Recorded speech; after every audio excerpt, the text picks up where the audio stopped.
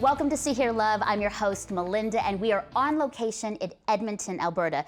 And this is a special show today because today we're going to learn all about our team, the See Hear Love team, Joanna, Brooke, and Cheryl. And ladies, I'm excited to have you here. Yay! So excited. This is great. And because you know what, a lot of our viewers and listeners are always wondering and asking, who are these women on the couch, speaking, or even like leading worship and, doing all kinds of things, doing a podcast. And I'm like, our viewers need to know about you. Mm-hmm. So the best way to do this is we're going to start off with 5 questions in 5 or so seconds. Are you ready? And now you don't know these questions, right? So this is going to be off the top of your head. Here we go. Are you a morning, noon, night, or after 1 a.m. person? Night. Night. After 1 a.m., honey. Okay. Lasagna, fried chicken, pad thai, or sushi? Sushi. Oh. Pad thai. Sushi. Okay. Favorite emoji? The girl with the blonde girl with the arm out. Yes. The little the kissy face. Kissy face. The 100 sign. Of course. Favorite word or saying? Cool. I don't know. Word I feel or like I say a saying? thing a lot too, and I can't think of it. I don't Cheryl? Why is that so Pass. hard? Cheryl? Absolutely. Absolutely. Okay. Anything? Word? 100%. Okay. You do say that a lot. You do say that. actually. That's a good one. Yeah, that's true. Most influential person that has impacted your life, living or dead? My mom. Oh, great. Darlene Check. Oh, okay. Oprah Winfrey. Okay. Good one. So it's a little tease into what we're going to get into in the rest of the show about you. Now, as we've been talking and been on the show and sharing about our lives, I think a really almost basic question, but one that I'd like to kind of dig a little deeper into is, why do you follow Jesus? We say we're Christian, Christ followers, Jesus followers. But what would you say is the why? Why behind following him? It's such a big question because it's so complex. It's part of every part of my life. And I've known Jesus since I was very young. And so it's more that I don't know life without him very well. I don't very well know life without Jesus. But the song that comes to mind for me is always like, he walks with me and he talks with me and he tells me I'm his own. The relationship I have with him is very real. Mm-hmm. And I think Jesus, for me, answers intellectual questions. Like, Christianity makes sense intellectually for me. But it also makes sense experientially. Like, I know him. And he talks to me, and like, he's the person I spend the most time with. Yeah. That's good. That's great, Jen. Yeah, I think a song that I wrote once that said, the hope for me, the one I need, Jesus Christ. And I just think like he is, in my every single day, he is just the hope that I need. And I actually just had a conversation with a fellow a couple weeks ago actually about this, and he's not someone who serves the Lord or knows much about Christianity. And I asked him, I said, like, how do you get up in the day after something tragic has happened to you? And something tragic did happen to him. And he said, I don't know. Like, I just get up and tell myself, like, I have no other choice. Yeah. And so I was saying, like, wow, like, I mean, I get to wake up and lean on Jesus, right? And I get to, like, because the Bible says he carries our burdens, cast your worries on him. And that's the hope for me every single day. And it was a really interesting conversation to have with this guy. Yeah, it's good. For me, it was an encounter, an experience that I had. Jesus rescued me, and so he literally changed my life. And so I live for him, I serve him because I can see the before and after. And sometimes that's very tangible for people where they can say, this is literally who I was. I love the woman of Samaria. Just come see a man that showed me all that I am, and that's what brought them. And then it went from experience to heart to head. And I love what Joanna said, and I think that's where it lastly sort of cemented for me. It made sense. But first, I couldn't deny the power. I couldn't deny the love that I had felt. Yeah. So what I hear is rescuer, burden carrier, makes sense, but a personal relationship. And friend, I would say all. I would say that for me. I mean, I knew Jesus very young, and I can't imagine life without him. Now, I left him a couple times. I was not faithful. Let's just say Jesus and I have had a rough prodigal type relationship, but he always was there. And I try to explain that to people who don't understand, but he was and is there, and it's not a crutch. It is this constant presence of knowing that I have someone there for me. Yeah, always there. Like we can run as far away as we want, but God is always there. Yeah. Hey, I love you. Come back, I'm here. It's like, what hope. Now, as you follow Jesus, one of the questions that our viewers, actually a few viewers have written to See Hear Love is, that's great, and I make a decision to follow Jesus. Woo! Come to Jesus moment. But now, how do you do the hard work of maintaining an authentic relationship the long game, all the way to the end? And that has come up because what are the skills? What are the things you do? So I'm asking you, what are the things that you do as women who follow Jesus that help maintain a real and authentic relationship with Jesus? I'm learning a lot about how much of a beginner I am in this question. And actually, just this week here at the location we are here in Edmonton, we had the opportunity to hang out with Bob Goff a little bit, and he talks about himself as a beginner. He's a beginner in his faith, and I love that, and that's resonating with me because he's a 60-something-year-old guy and calls himself a beginner, and I feel that way about myself. There's a book that I just read this month, which is called Celebration of Disciplines by Richard Foster, and it's a book that everybody should read. Yeah, it's one of my favorites. I like the audiobook. I'm not a big reader, but I like the audiobook. And it's the celebrating of the disciplines, because I think spiritual life for a lot of us is the practice every day, the discipline every day of doing the things that connect us to our Father in heaven, but also like our truest self.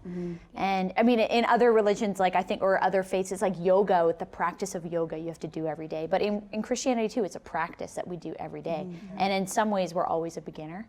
So we have to keep learning. What's a good practice, Joe, that you do? What is something that you would say that you try to do? Well, I think a lot of them, I by nature am not good at. Like, the celebration of discipline doesn't sound fun to me. I'm not a disciplined kind of person. But for me, like, prayer would be the most central thing for me, how I start my day in prayer. There's some things I pray most mornings of the week as I begin my day. So one of those is like the Lord's Prayer, and I pray for the armor of God, I pray for the fruits of the Spirit, and I ask God which one of the fruit I need the most that day for whatever I'm about to face. That's an exercise that I do. That's good, I like that, That's great, the only way I can describe this is I think about two things. I think about my relationship with my husband and my relationship with the gym. So wait, husband and gym. Did you just say, okay, Jesus, gym and gym. Yeah, Jesus, husband, gym. If you put like the vector diagram. Jesus, husband, gym, okay. Right, and it's like, I don't go to the gym like I want to, but I want to. I always say, like, at least 4 times a week, I put my clothes on and I'm like, going to the gym, and then I don't go. In your heart. And how many people are saying, yeah, I got it? And like, so I don't go, and I don't see the results of that because I don't do the work. I don't put in the discipline to get there. In the same way that, my relationship with my husband doesn't become strong and flourish if I don't pursue him and put in the work. My relationship with Jesus is not going to flourish and grow if I don't put in the work. And so, that's what comes to mind for me. And I love that you start with the prayer and asking God for what fruit you need that day. That's amazing. I might start that myself. It's from Pastor John Thompson. Great. I love that guy. I know. I think that's really powerful, actually. I think for me, I love to dive into a devotional every day because then I just feel really encouraged and I feel closer to God when I'm in His Word. Whether it's like just one verse that has resonated with me that day, it's just something I'll cling to. I like that. Moment, I love it. For me, it's a constant laying down of self. For me to live an authentic life and have this wonderful, rich life, I need to get out of the way. Cheryl's got to be gone. Because every time Cheryl gets in the picture, she messes a whole lot of stuff up. And I've realized that my insecurity and my pride and my ego and my drive and all my minds, those are all self things. So if I could put that down and focus on spirit first, and just lean on God, the whole relationship changes. I don't become the driver, I step out of the way. I don't become the author of my story. I put my pen down and I ask God to do it. And when that happens, I become the child led as opposed to trying to be a leader and be whatever the titles are. And I just want to be, I want to forever be a child and always be a beginner. I love that. Amazing. So what I'm hearing back is there's discipline and work in a relationship with Jesus. We need to get out of the way. We need to work. We got to put on the clothes and actually go to the gym, right? And also, and I like how and with it's in your own building. You are outing her completely. I know. I'm like, you just outed her. And then I love it, Joanna, because Celebration of Disciplines by Richard Foster is one of my favorite books, and it's really important because we don't think. A lot of times we come to Jesus and then we don't do anything. We've made the decision and life is great. No, there's actually work to be done. Just like in any relationship, we need to work at that in our relationship with Jesus. And I love the prayer, there's devotion, there's meditation, there's speaking aloud truths, there's breathing, there's silence. There's so many good things, and that's a good resource for us. And I even think back to why Jesus, like, we can't do anything on our own strength. I've tried, that's it there, right? there. It's like, Yeah, what are we without him? Like, Yeah, I it's the don't- laying down of self. It's the surrendering. Yeah. Like, just hands up, Yeah. right? Lead me. Next question. I was at a dinner party with my girlfriends, and we were talking about life and the busyness of life, our careers, success, kids, husbands, Jesus, everything. And the question came up, can we, or even should we, do it all as women? And I was like, well, that's a big question over a dinner party. But I've been thinking a lot about it and praying into it and asking quite a few women, what is the answer? So I'm giving it to you in that, how do you prioritize your life? How do you, and do you do it all? And if you do you do it well? And be honest with me, and because I think a lot of our viewers and listeners and my girlfriends who will watch the show want to learn from you some insight. What would you say, Joe? Well, if I can be really like 100% honest, blunt here, the problem with me is that I can do it all, and that's a problem. There are people that are able to be gifted in multiple things, and you can throw them anywhere and they'll land on their feet and do a good job. Because I'm gifted in multi sort of areas does not mean I'm called to all of them. And I had to learn that, and that was tough for me. It was really tough for me because I would knock it out of the park out of this sort of just natural sort of ability. Doesn't mean I'm called to it. And so what I want, so that my question is, can we do it all? What is the all? What is the all first? Because all is relative, right? My all is very different than Joanna's all, and like the capacity and all of that, like it's just different. And I just realized that with the things that God has called me to do, that's my all, I will do that well. My version of all, absolutely not. Absolutely. Wow. So just to circle back, I had to lay down some things that I absolutely love to do.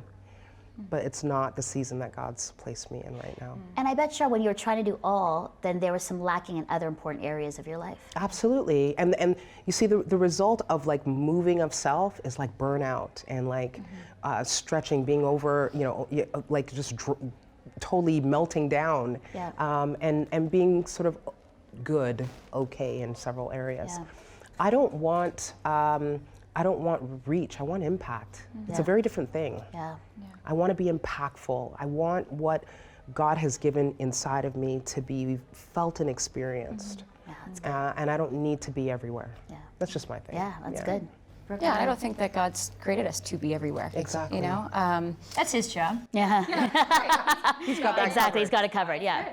Yeah. Brooke, what about you? well, I think of like when you said that question, the word burnout came to me, and I think that we live in this culture that actually is like go, go, go, go, go, more, and that just creates burnout in our lives. And when we're burnt out, we're not really any use to anyone. You know, I think like for my life in general, like we live a very busy life. It's pretty go, go, go, and I'm still learning in this whole touring, life, that we all work better when we're rested. We do our best work when we're rested. So trying to work from a place of rest, even though life can be really busy. So I don't know, I'm still learning the whole balance thing. I'm still learning that, and I'm trying to find people in my life that have gone before me in maybe my same career and have done it well and didn't face burnout. But it's trial and error, isn't it?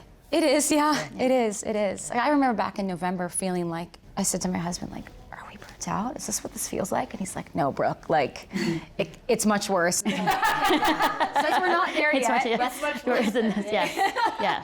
I was like, well, we're not there, so that's great. So let's rest. Yeah, and I think it's good to be reminded that burnout isn't, next to godliness or that you're doing a great job. It's not a badge. Yeah, burnout isn't a badge. And we sometimes say, like, if we push hard and then we just completely crash, then it means we were working really hard and wow, look at us. But it's actually not. It's actually quite unhealthy, and that's not what it's meant to do. That's right. Yeah, it's good. Joe? I get asked this question a lot. I'm single, and so I have some time that other people don't have. When, like, the question of can we do it all is often asked of women who are married with children who want careers. So I'm not in that position. I don't do it all. I do not have children. So when people see some of the things that I do with my life and how busy I am, I think that they forget that, like, there are just these other parts of my life that I just don't have. Yeah. And so I don't get to do it all either. But, like, someone will maybe see something that I'm doing, like, oh, you went on a vacation to Hawaii. That's so nice. I wish I could go. And I'm like, you have a family. How nice for you. Yeah. Like, and so I love my life, and I'm very happy and grateful for what I have. But it's not all. It's as a single person, I want to use my time really well, and I want to serve the Lord. I want to serve the church. I have more time. I have the same amount of time, but I have more choice over how I spend my time compared to women who are moms and married. And so I'm really grateful for that, but I can't do it all. If I had a husband or children, I would not do a lot of the things that I now do. What I'm hearing, wow, there's a lot. So we're like, burnout is not a badge. We do what we're called to do. We don't do it all. I think that's the thing. I think culture said do it all, and because you do something well does not mean right. Yeah. Right, and I think that's a good reminder. We just have a few minutes, but just really quickly, everybody loves to ask, what's your favorite Bible verse? Because a lot of people like to take those and then kind of think about them and meditate on them. And from you, so what would you say your favorite Bible verse is, Cheryl? It came to me the day that I got saved, on a Sunday night service in a gym. For I consider the sufferings of this present time not worthy to be compared to the glory which shall be revealed in us. And that has literally been my life. And I say that to someone to encourage them that whatever they're going through, whatever that situation is, know that God is greater than that situation. He's bigger than that problem. And not only that, but you are called for more. There's something beautiful that will be birthed out of it, that will come from that.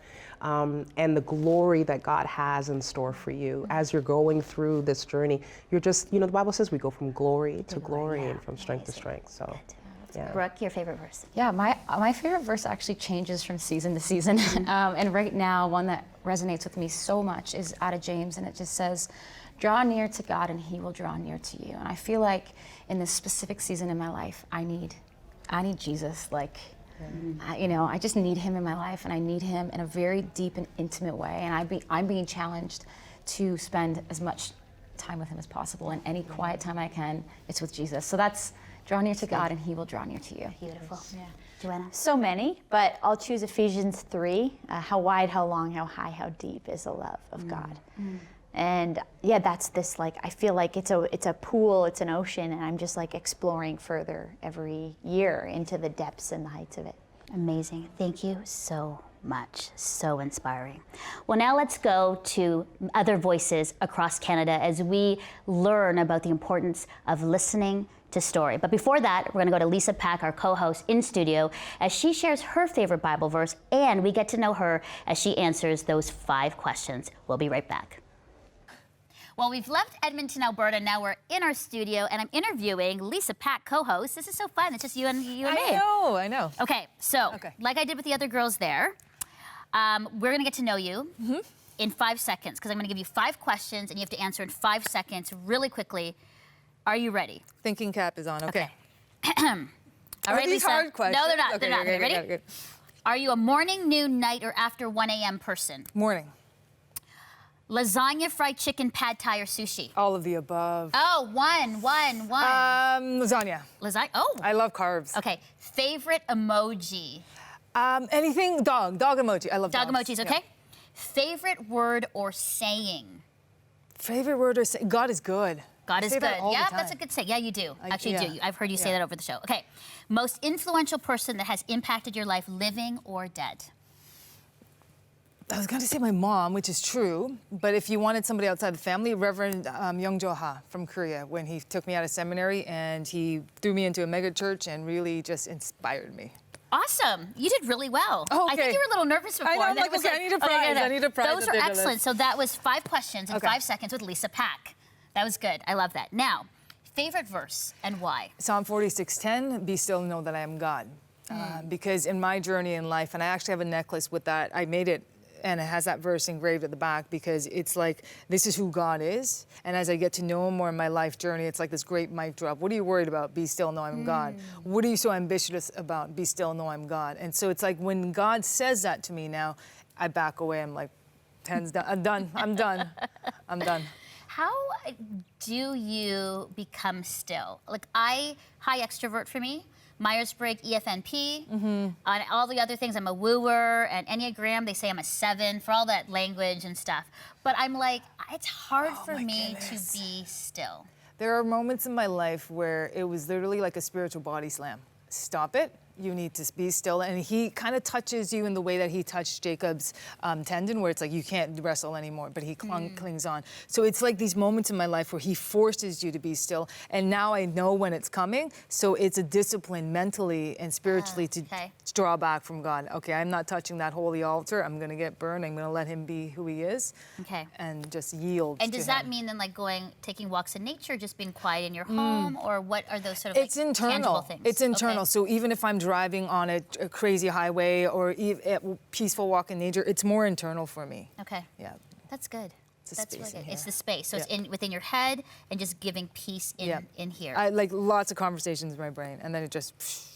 Do you have a special place that you go? Like, you know, sometimes in the house, some people have their chair. They have, you know, by this window or. It's anywhere alone. Okay. Anywhere, even in my offices, anywhere alone. If I have my own space, I can make it. God's presence makes it His own. So. Good. Okay. Well, I asked the girls. I asked Cheryl, Brooke, and Lisa this question. Brooke and Joanne. Brooke and Joanne. I said Lisa. Yeah. Brooke and Joanne. Why do you follow Jesus, and how do you maintain an authentic relationship with Him? There's a hymn, and the last line of the 3rd verse of that hymn, it's the wondrous cross. Love so amazing, so divine, demands my life, my soul, my life, my all. That's it. Like, this is what I live, breathe, and die. Nothing has come close in terms of even my ambitions. That ambition had to be understood in the greater context of God's will and not my own. But it has always been live, breathe, die, God, His kingdom. How do you get that way? I mean, you're very inspiring because a lot of people would not have what you have, that commitment and conviction in that way. I think it's partly my personality. Like, I'm the kid that did all the homework and extra work. I'm the kid that I was a student that could You're sit the there. kid, okay. Yeah, I could sit there and pump out my final paper in one sitting. Like, I'm very focused and driven that way. You're the kid who I wanted in group work, where I was in did it all. science. Yeah. And I'm like, if you're not going to do Lisa, it, do you know how to Yeah. do this? And then basically you would if do you're it. not going to do it for my sake, I'm going to do it for you and just get out of the way, Right. kind of thing. So you would do it, and then I would Yeah. present it to the class. Yeah. Okay, got it. And so it's kind of funny because that is the way that God created me, and He disciplined that as well.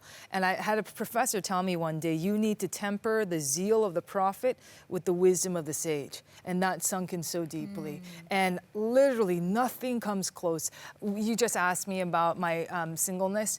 Like, it's not that I haven't thought about it. It's that whenever I do, nothing comes close. And this drives me till, like, this is what I think about. This is what I orchestrate my life around. My parents are very supportive of this. There's a line in my favorite movie, Gladiator, that says, "What we do in life echoes in eternity." Like, that drives me every single day, every morning, every night. Everything I do, it's just, this is it. It could be my last moment, but what I do is important because it's in God's hands. You know, it makes a lot of sense, Lisa, that you're an ordained minister and you work with youth, because I think that kind of love and commitment to Jesus is something that we need with our youth and in our churches to say, this is serious. Like when you make a decision to follow Jesus, this isn't just like a light little thing. This is actually all your life, all in 100%. Yep. And I'm so encouraged by you. Thank you. Thank you. And thank you for being such an amazing co-host and bringing the Word of God alive in our shows. I love thank being a you. part of all this. I really, really do. Thank you so much. Well, now let's go to Canadian Voices and listen to them as they talk about courage and faith. What is the benefit of that kind of accountability and commitment to one another to foster and grow a true sense of community? Okay, so I think that we live in a world where people leave easily.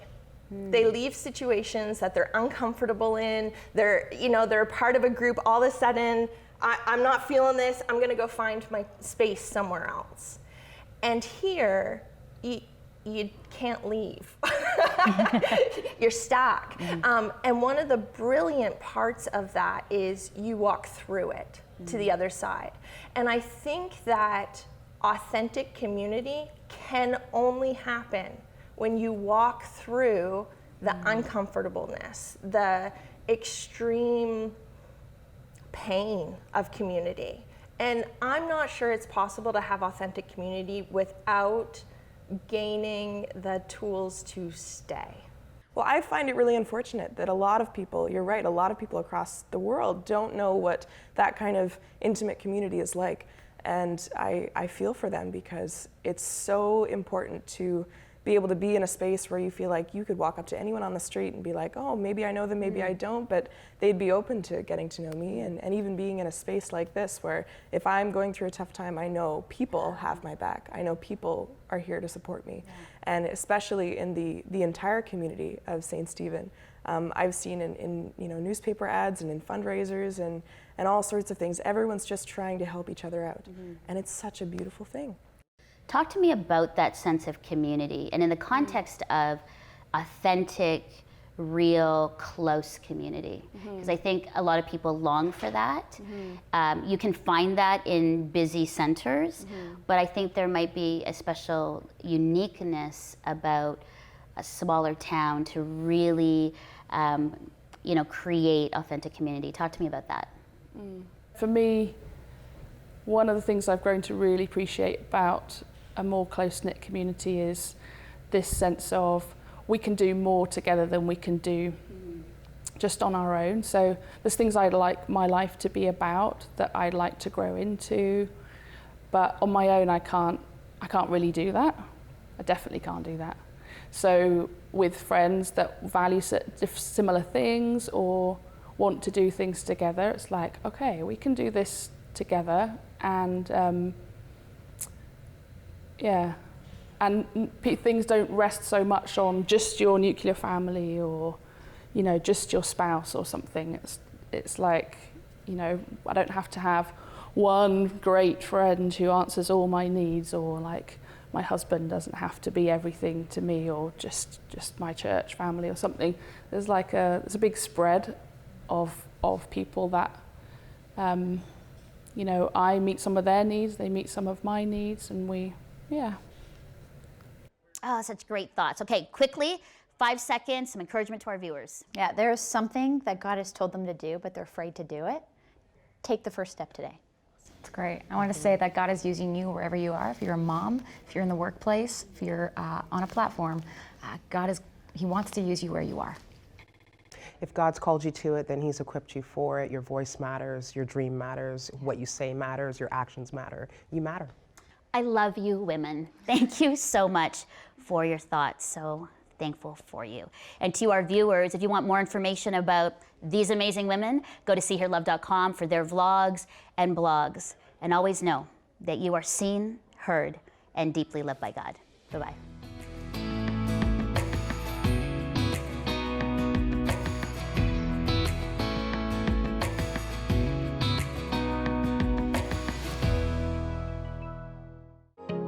Deeks Insurance is a proud sponsor of the See Hear Love Studio.